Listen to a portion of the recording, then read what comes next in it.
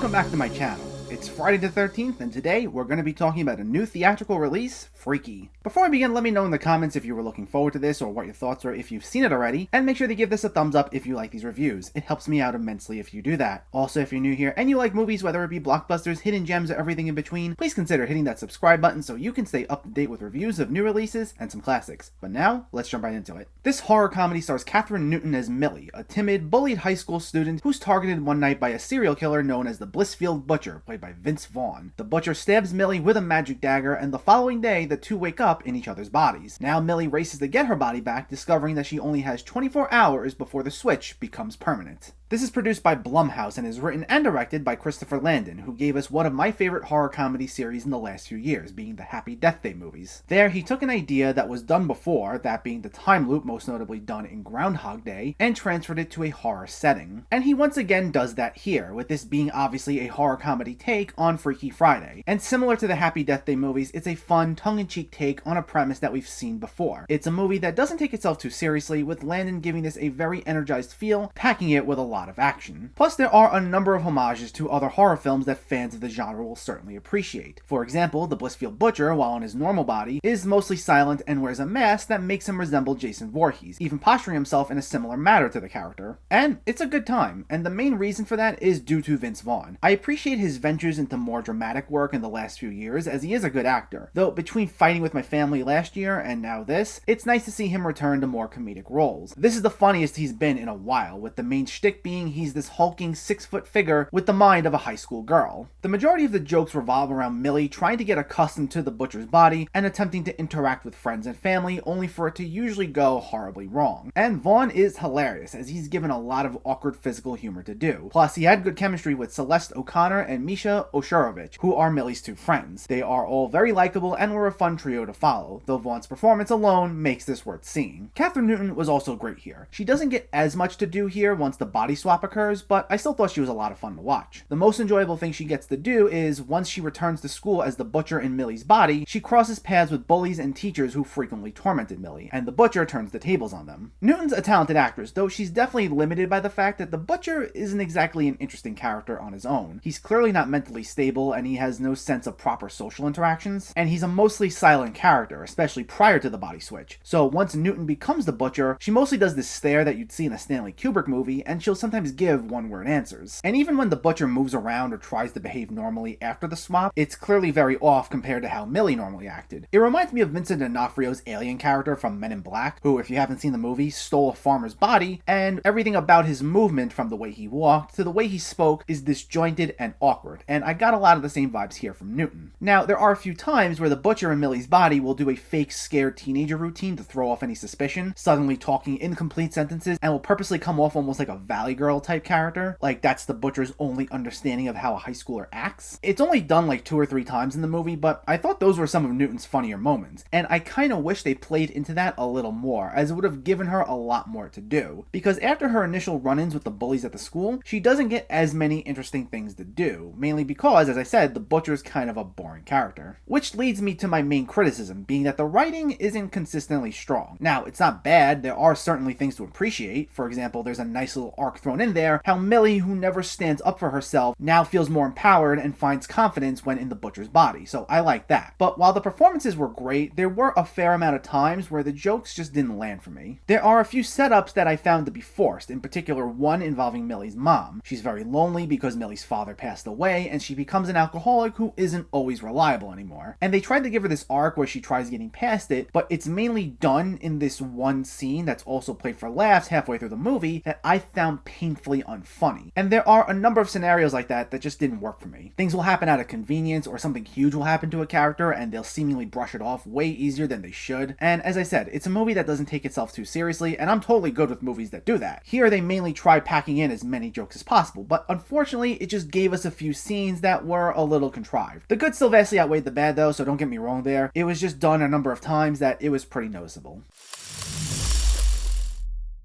Overall, this was good. It's another fun, tongue-in-cheek take on a premise done plenty of times before from Christopher Landon and Blumhouse. I didn't think the writing was as strong as the Happy Death Day movies, but there's still certainly a lot to appreciate. It has some fun homages to other horror movies, has a great energy about it, and two very enjoyable performances from Vince Vaughn and Kathryn Newton. So I'm looking forward to what Christopher Landon does next. This is out in theaters now, and I believe it'll be out on VOD on December 4th, so whatever works best for you, either way, it's worth watching. Freaky gets a 7.5 out of 10.